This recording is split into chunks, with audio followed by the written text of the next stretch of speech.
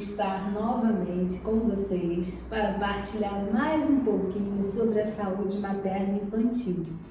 E hoje nós vamos falar sobre o tema Introdução Alimentar para os bebês. Um tema muito importante para o desenvolvimento infantil. E nós temos como convidada a Mônica. Eu vou pedir a Mônica, então, para se apresentar. Olá, gente! É um prazer enorme estar aqui com vocês, meninas. Parabéns pelo projeto lindo e audacioso. Olha, que Deus abençoe aí essa jornada. Obrigada pelo convite. E para quem não me conhece, eu sou a Mônica Vale. Estou aqui em Portugal faz 4 anos e meio. No Brasil, enquanto eu vivia lá, eu era farmacêutica e bioquímica. Era não, né? Porque uma vez farmacêutico, sempre farmacêutico. Trabalhava como farmacêutica, atuei nessa área aí por mais de 15 anos. E em diversos segmentos, né? Farmácia comercial, distribuidora de medicamentos, farmácia hospitalar. E foi quando eu fui para o hospital que eu comecei a acompanhar mais de perto o trabalho dos nutricionistas. E aí comecei a me encantar pela área de nutrição, né? Eu brinco com as pessoas que o bichinho da nutrição me picou. Por quê? Porque eu comecei a me encantar tanto com esse trabalho forte de prevenção, né? Não que o farmacêutico não trabalhe com prevenção, mas na nutrição isso é muito mais forte, eu vejo. Não é à toa que eu estou aqui para falar da importância da introdução alimentar, então, porque é uma forma de prevenir, é uma forma de trabalhar um futuro saudável para o seu filho, para o seu bebê, né? Enfim, daí quando eu vim para Portugal, não quis mais exercer a minha função, né? Já estava apaixonada pela nutrição, trabalhei em outras coisas, fui fazendo formações e especializações na área de nutrição, até que me deparei com o coach nutricional, que daí foi uma paixão. Aí, porque o coach você também não vê só os detalhes da nutrição, os detalhes dos alimentos, né? A gente também começa a estudar a mente, o emocional das pessoas, como que você pode ajudar a pessoa num transtorno alimentar, como que você pode ajudar uma pessoa a ficar disciplinada para fazer atividade física. Então me encantei, é uma formação que me permitiu também já estar atuando aqui em Portugal. Estou aí, né, ajudando as pessoas aí a melhorar o estilo de vida, ajudando também, dando dicas lá no meu Instagram. E é isso, vocês me cortam porque eu sou uma pessoa que fala demais, tá? Se eu estiver falando muito, né? Mas foi convidada para falar. Então, quando a gente deve iniciar a introdução alimentar do bebê? Então, isso aí é um grande dilema e eu sei que é uma coisa que faz o coraçãozinho das mães palpitar, né? Por quê? Teoricamente, é a partir dos 6 meses de idade, né? Até os 6 meses, o bebê precisa se alimentar única e exclusivamente do leite materno. Isso aí é indiscutível. Só que às vezes tem mães que, meu filho vai fazer 6 meses amanhã. Aí já começa, né? Meu Deus, o que eu vou dar? O que eu vou introduzir? Vai ser fruta, vai ser feijão, vai ser arroz? E esquece que tem 2 coisas fundamentais que ela precisa carregar com ela, que são a paciência e a percepção. Primeiramente, percepção, por quê? Essa minha criança, esse meu bebê já apresenta sinais de prontidão. O que são os sinais de prontidão? Criança, quando ela fica sentada, ela fica firminha já, ela sustenta as costas, o pescocinho, ela não tomba para os lados, para trás. Se ela tá firminha, já é um ponto positivo. Se ela também já consegue agarrar, pegar um brinquedinho ou até mesmo um alimento, também já com segurança, também é um sinal de prontidão. Então isso quer dizer que ela está apta para começar a introdução. Então tem crianças que às vezes até antes dos 6 meses já apresentam esses sinais e tem crianças que demoram um bocadinho mais. E não é que ela seja atrasada, porque cada ser humano tem um tempo, né? E a paciência por quê? Porque, gente, é um momento único que vai definir todo o destino da alimentação dessa pessoa, já pensando no futuro lá quando ele for adulto. Eu vou começar a introdução alimentar. Se eu não estou num dia bom, de repente briguei com alguém, fiquei triste, nervosa, ou estou com pressa porque tenho que fazer alguma coisa a mais no meu trabalho, não pegue esse dia para fazer a introdução alimentar. Por quê? Porque você precisa de paciência, você tem que oferecer o alimento, você tem que ver se a criança... Qual que vai ser a reação, qual que vai ser o movimento da boquinha. Existem várias vertentes de introdução alimentar, então, das quais a criança, às vezes, pega o alimento com a mão, ela vai descobrir pegando os alimentos sem utensílio nenhum, né? Então, antes de se preocupar, resumindo, né? O que eu vou dar, qual que vai ser o melhor alimento, é perceber se ele está pronto para se alimentar já, né? Recebeu ali a comida, né, pastosa, semissólida, e se eu tenho essa paciência para proporcionar um ambiente bom para o meu filho, né? Pronto, você falou agora aí de alimentação pastosa e de outras situações. Então explica pra gente aí como que a gente prepara esse alimento. É uma dúvida bem grande, e já abrindo o coração aqui com vocês. Quando eu fui estudar o coach nutricional, eu vi o quanto eu errei com meu filho. Eu tenho um filho só, e quando eu comecei a introdução alimentar, o que eu fazia? Eu fazia sopa carregada de legumes, né? Me achando a super mãe, né? Ainda contava pra família, quem nunca, né? Ainda falava pra família, sopa turbinada do meu filho. Gente, ali tá uma mistura de sabores, a criança não vai desbravar, você tem que oferecer em separado, né? Um dia tal fruta, no outro dia, um dia uma banana, no outro dia uma maçã. Aí a hora que você passa para os alimentos salgados, né? Que eu não digo que vão sal, porque não pode ir sal quando é bebê, né? Mas o feijãozinho, o arroz no outro dia, o brócolis no outro dia. Não é você misturar tudo e tá lá, ó, oba, tá cheio de nutrientes. A gente vai estar dificultando esse processo. Claro, a gente faz com todo o amor do mundo, mas é um erro, né? E mais também essa questão de bater, a gente não pode, a gente tem que amassar, ou dar um raminho de brócolis, dar um raminho de couve-flor para ele pegar, para fazer bagunça, para se sujar. É por isso que tem que ter paciência e tempo, né?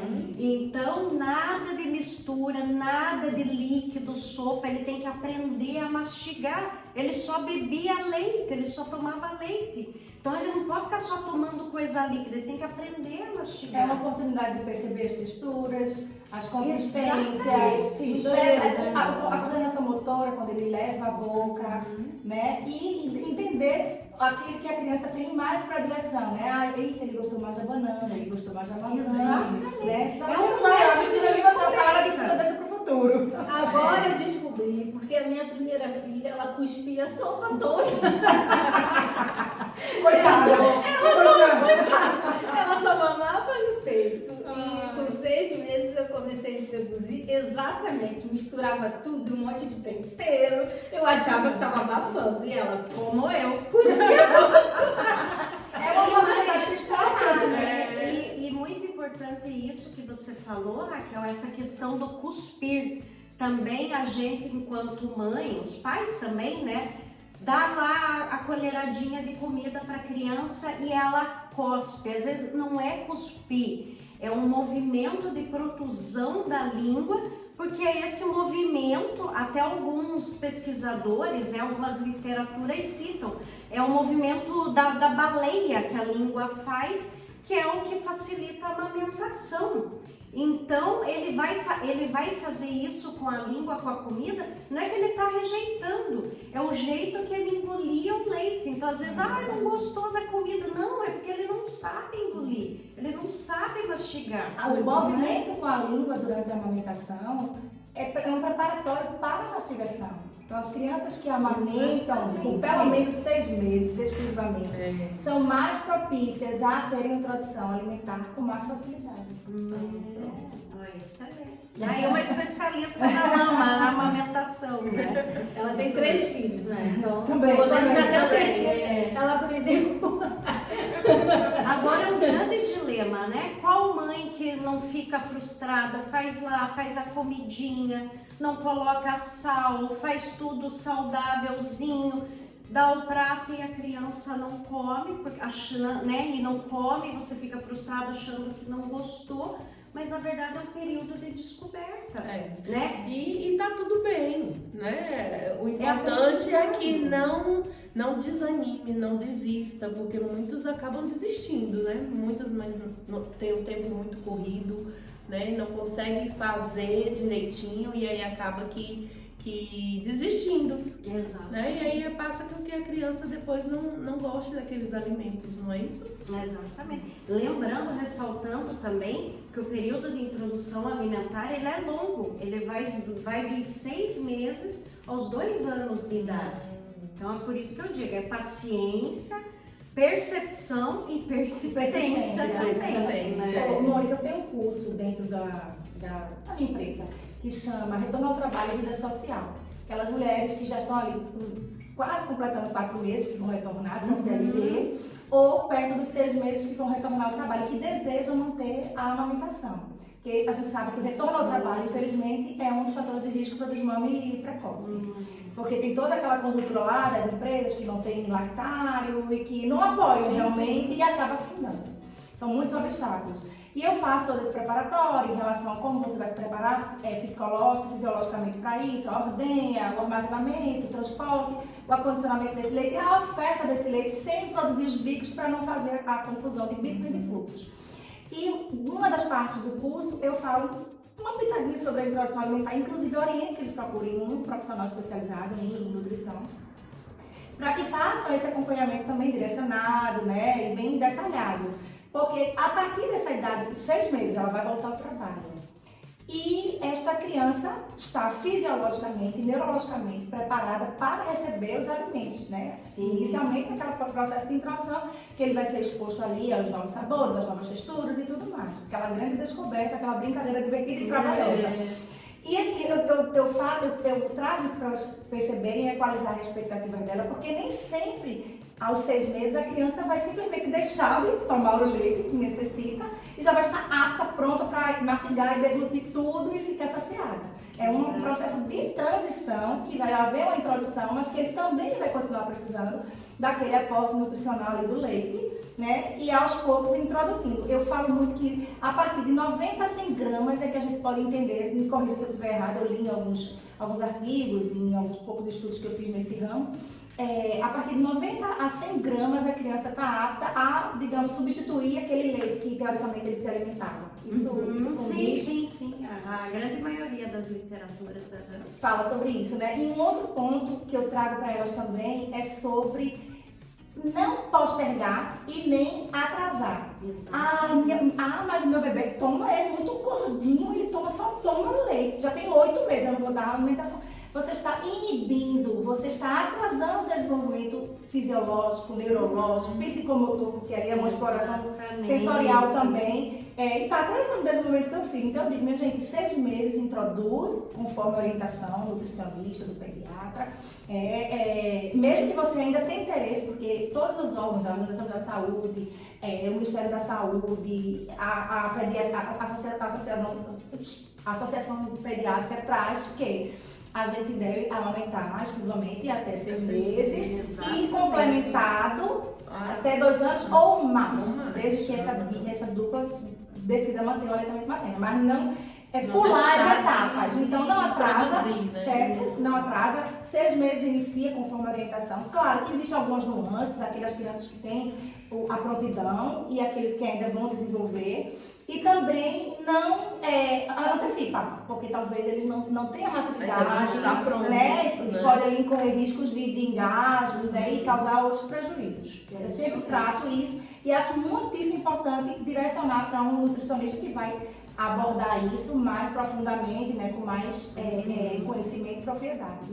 Inclusive, as crianças, os bebês até 1 ano de idade, eles ainda não conseguem absorver todos os nutrientes dos alimentos sólidos.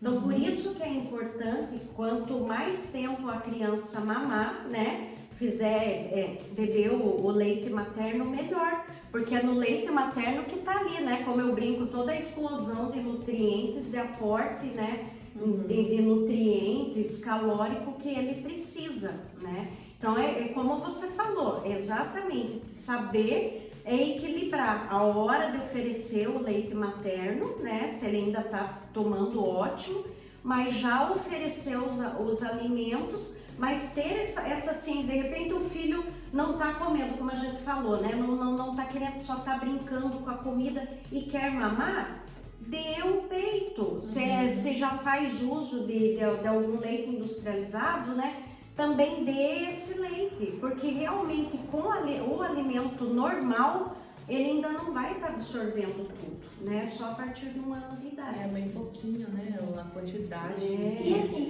esse ingere momento é muito pouco. É verdade. Exatamente. E esse momento é um momento de tanta alegria, que deve, como você trouxe, né, de ter paciência, persistência, né, de percepção. E deve ser um momento que a criança é introduzida à rotina da família, embora a comida não seja exatamente como a da família, né, porque existem as nuances ali dos pedacinhos, para evitar misturar e tudo. Mas é um momento alegre, um momento divertido, descontraído, para não criar bloqueios no futuro, né? Não ser aquela coisa, ou então enganando, né? Tem uma história que engana a criança, né? Dá colher. E acaba também sendo introduzindo a criança na rotina, né, alimentar da família, ali também cria um vínculo também, né? Um momento familiar. Um momento de família, a criança passa até a querer comer porque tá vendo o exemplo. Exato. Né? Tá vendo todo mundo comendo e acaba aqui também querendo se alimentar mais, né? Quem fica mais tempo à mesa. Então, geralmente acontece muito isso. Você tocou num ponto importantíssimo, Márcia, que eu até ia falar, seguidamente, que o que também muitas mães fazem é o momento de dar a refeição para o bebê.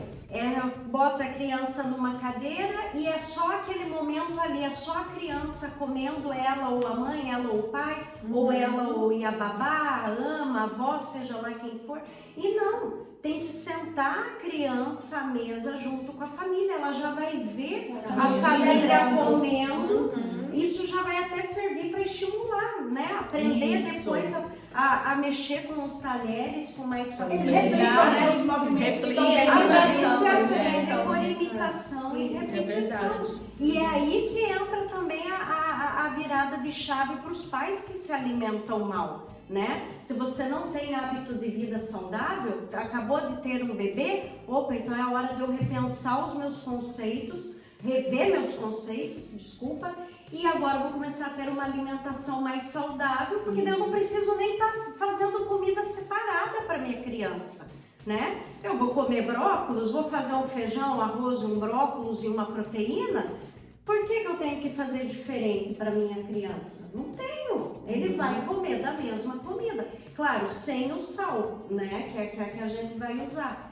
Então, é como a gente falou, é família, é junto, não é estar a criança só com a pessoa que vai alimentar, não é a criança estar com telas, né? Com telemóvel, vendo vídeos, isso aí é um veneno, isso aí é gerador, gente, de obesidade mórbida. Você não percebe, né, o que você está comendo. As mães estão lá, não, eu vou pôr um desenho, uma musiquinha aqui, para eles, né, não verem, para distrair, para a criança comer tudo. Mas você tem que respeitar o limite, a saciedade.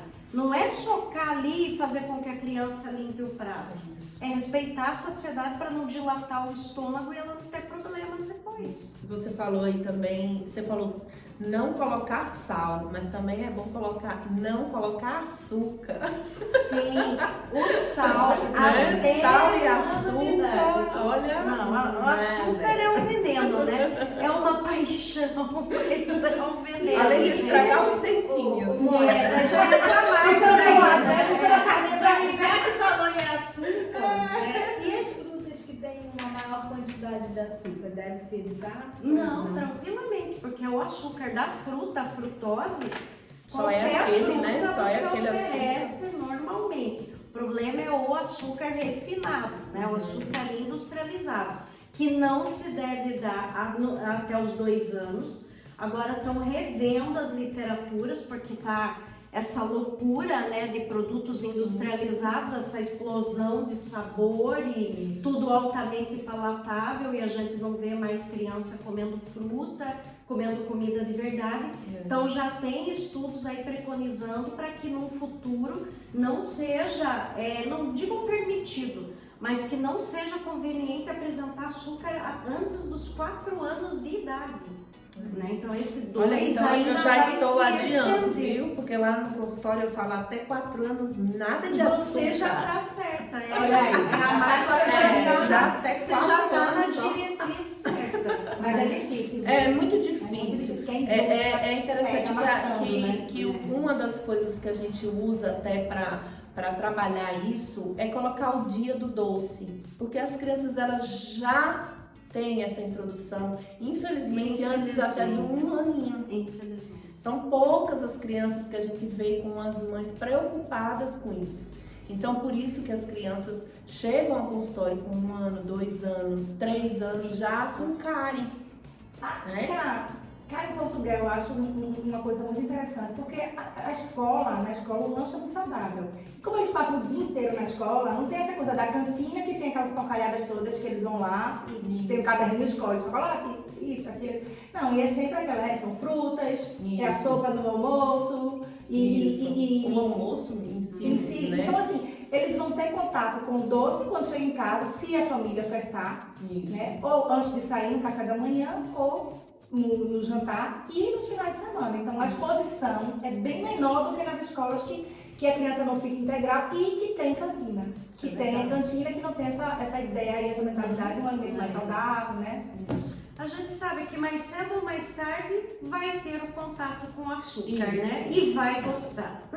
É. Então, quanto a gente puder retardar, né? E Quando a gente inibir ainda puder fazer esse isso, contato, né?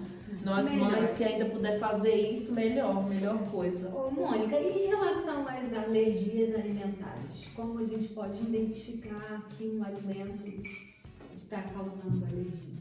A alergia alimentar ela é bem fácil de você detectar, né? Porque às vezes as pessoas confundem alergia com a intolerância, que nem existe a intolerância à lactose. A intolerância, ela não vai te levar a óbito, né? A alergia, se não for, dependendo aí do caso, a pessoa pode até ir a óbito. A intolerância é uma coisa a nível gastrointestinal, né? Você vai ter intolerância, você vai ter diarreia, pode ter vômito, o intestino vai inflamando com o tempo.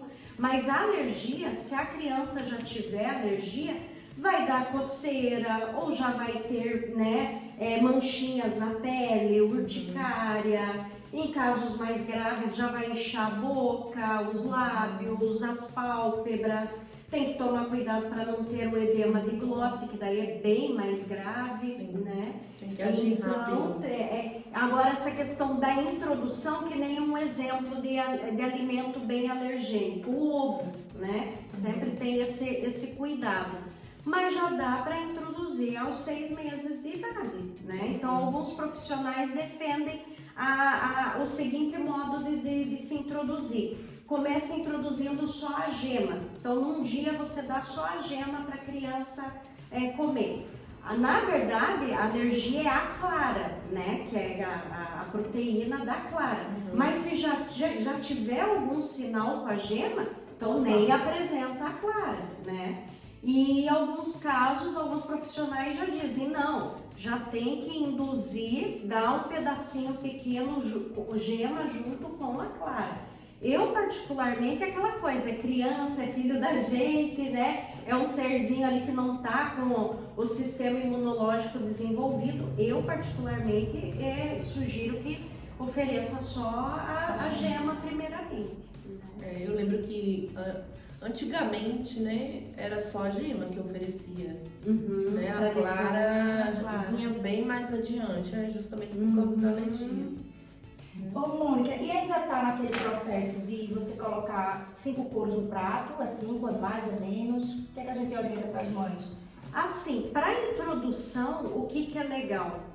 Você fazer a variedade, mas essa variedade não é num dia só, né? Então, o que você faz? Você coloca a criança na mesa junto com a família com o prato colorido, para dar o exemplo e ser saudável, né?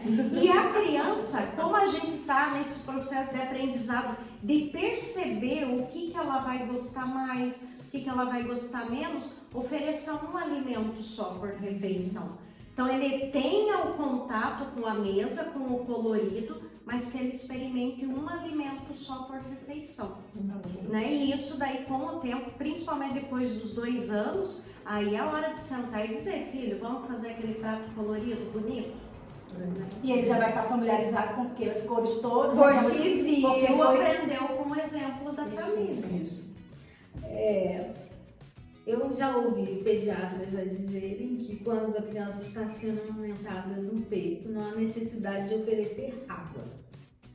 E aí, o que você me diz sobre isso? Até os 6 meses realmente não deve ser oferecido, né? Até os 6 meses é o único exclusivamente leite, não se contesta. Aí depois dos 6 meses começou a introdução, alimentos, né? As frutinhas variadas, vai dando um bocadinho de água assim para começar a beber, até mesmo porque essa parte, né, da deglutição também vai estar se desenvolvendo, está em desenvolvimento.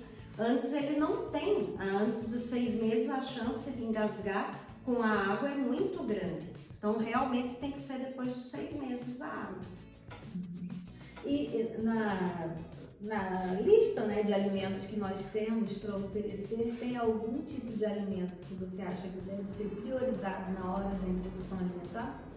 Não existe. Eu sou muito fã do ovo, né? Quem me conhece, me segue lá no Instagram, sabe que eu sou muito fã do ovo, porque ele só não tem vitamina C, de resto ele tem todas as vitaminas, uma enormidade, uma infinidade de minerais, né? Então, eu sou muito fã do ovo. Então, dá para já oferecer o ovo aí nas primeiras semanas, mas começar com frutas, né? O ideal é uma banana, uma maçãzinha.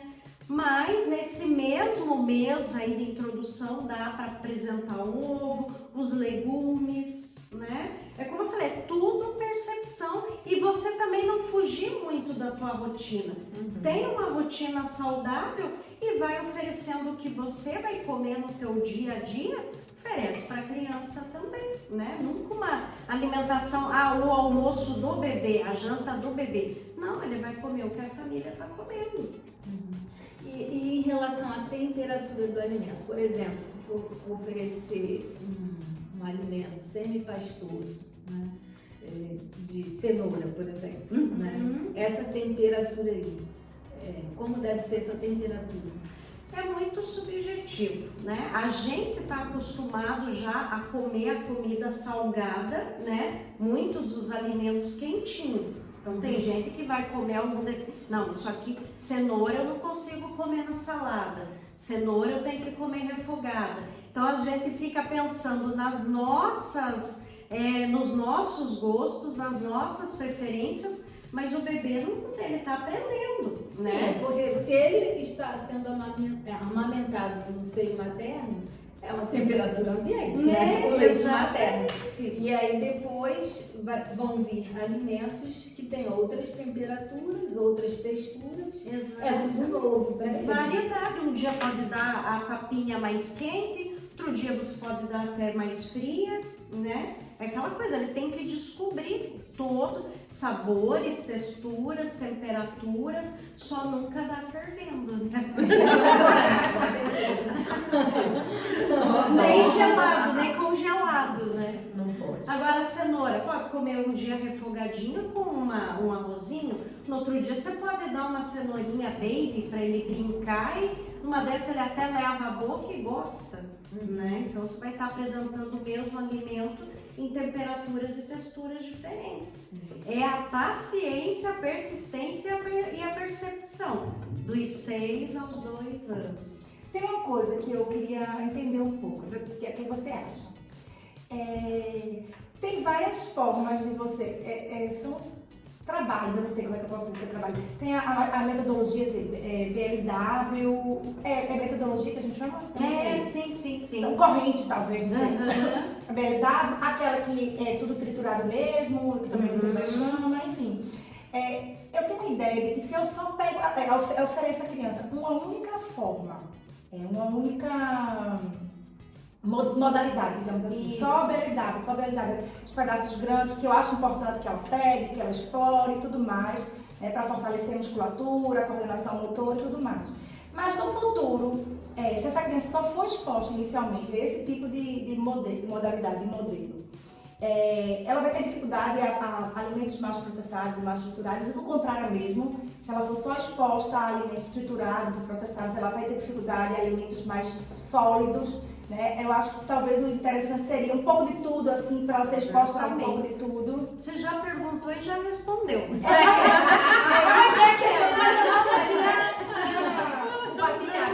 Sim, exatamente. É como eu falo, é variedade, né?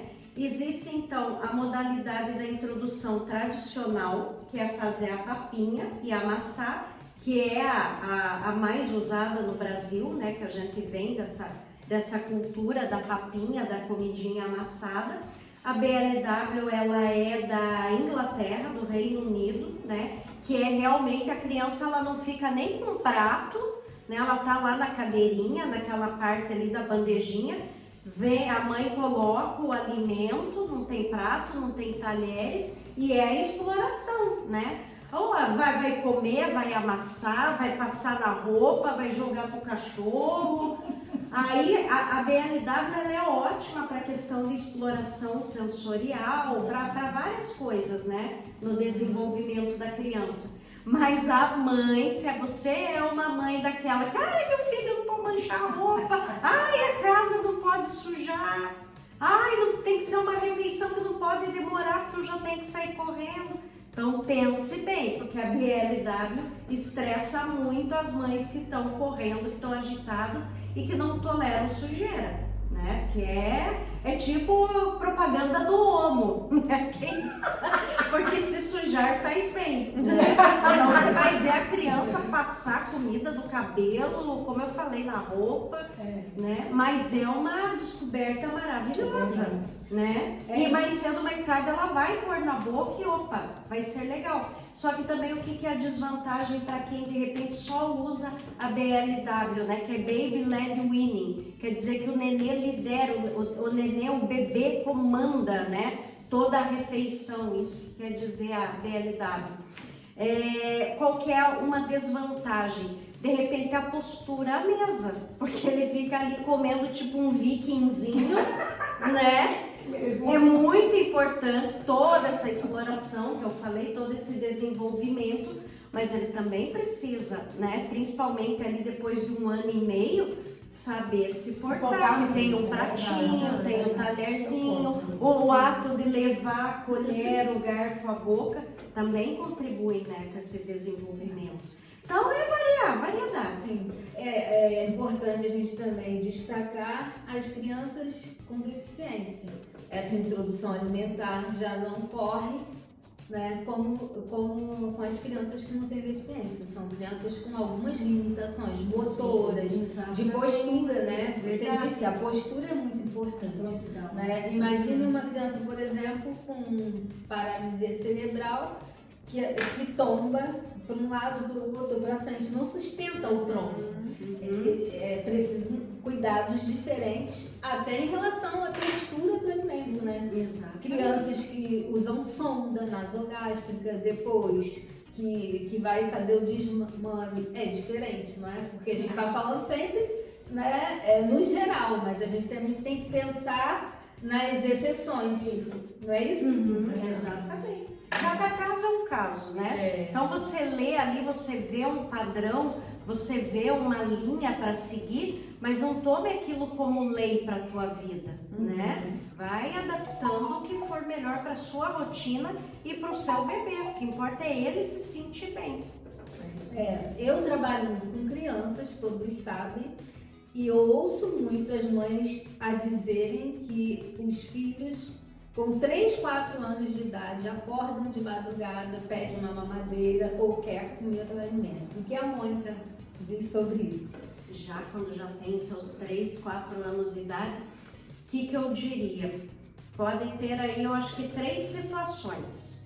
Primeiro, a criança realmente não se alimenta bem antes de dormir. Isso não quer dizer que ela tenha que encher a barriguinha e logo deitar. Não, ela precisa fazer jantar com qualidade, né? Uma refeição aí que tem um bom aporte proteico, ovo, peixe, um peitinho de frango, uma carne de peru, né? E que essa refeição aconteça aí no máximo até 2 horas antes de dormir. Ela já vai ter feito a digestão, vai ter saciedade para a noite toda e pela manhã ela já vai ter apetite para comer. Outra situação também, porque que às vezes a criança pode acordar no meio da noite? Às vezes não é fome, principalmente pode acontecer com mães que trabalham fora, é a saudade. Então ela usa da fome, às vezes conscientemente ou inconscientemente, para ter um tempinho com a mãe, né? É um jeito de eu chamar atenção para ter, não, daí eu vou fazer o meu denguinho aqui, ela vai trazer um alimento, um lanchinho, uma mamadeira, seja lá o que for, e eu vou ter aquele aconchego da minha mãe no meio da noite. Por quê? Porque eu sinto saudade dela durante o dia, né? Então não é que se esteja manipulando, é uma coisa emocional, né? Mãe e filho. Principalmente o filho, a necessidade do filho pela mãe. E outra também, a hipótese, a criança estar desidratada. Não é desidratada aquela desidratação grave, mas as pessoas esquecem de tomar água, né? Então, às vezes, a fome, a pessoa acha que está com fome e está com sede. Adulto sente isso e, às vezes, a criança que não se hidratou durante o dia, o que vai acontecer? Acha que está com fome à noite e, na verdade, é sede. Né? Então pode ser uma dessas hipóteses. Tudo percepção, a mãe que tem que ver, né? Se é emocional, se é fisiológico. É verdade. Então, Mônica, para concluir a nossa conversa, qual um conselho que você daria, né? Conselho, uma dica de ouro. Eu acho que a dica de ouro, gente, é como eu falei no princípio, né? A paciência e a percepção. Como eu falei, eu trabalho com coach nutricional, eu me deparo aí diariamente com vários distúrbios alimentares, gente, e 98%, para não dizer 100%, porque já não pode ser absoluto, né?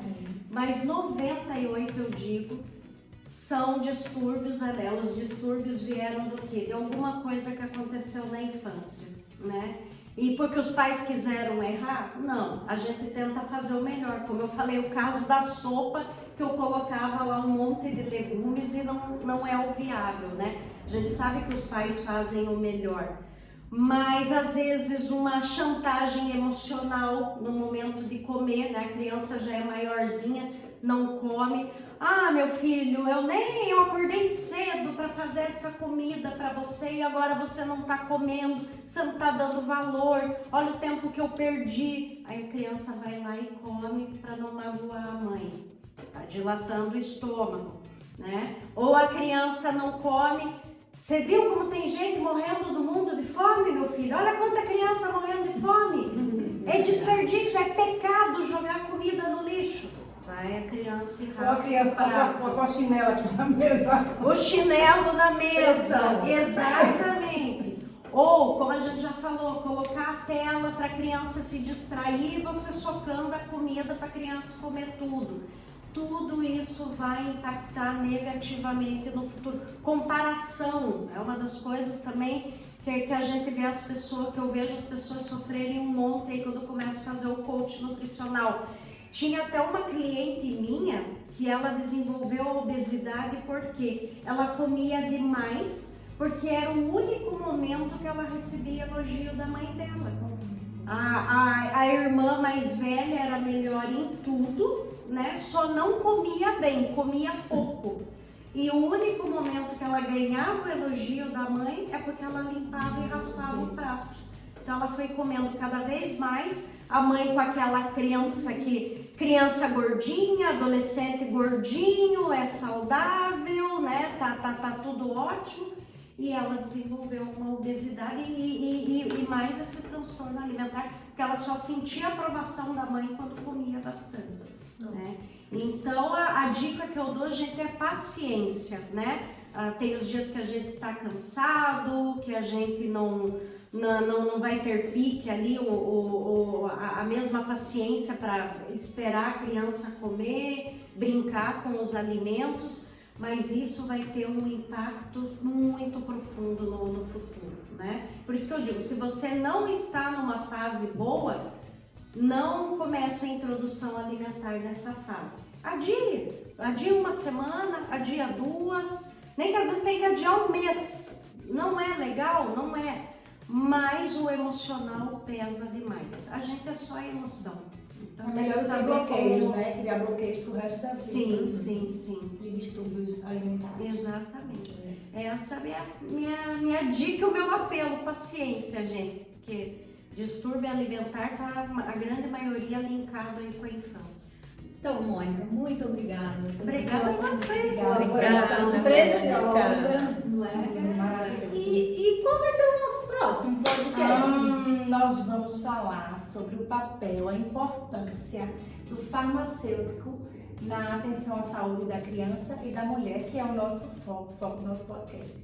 Vamos convidar um farmacêutico bombástico, chamado José Bento, que vocês vão adorar. Aguardem. Já estou ansiosa. Colega meu, hein? Vou assistir. Olha aí. Obrigada, gente. Eu preciso falar meu lema, hein? Bora ser saudável? Bora!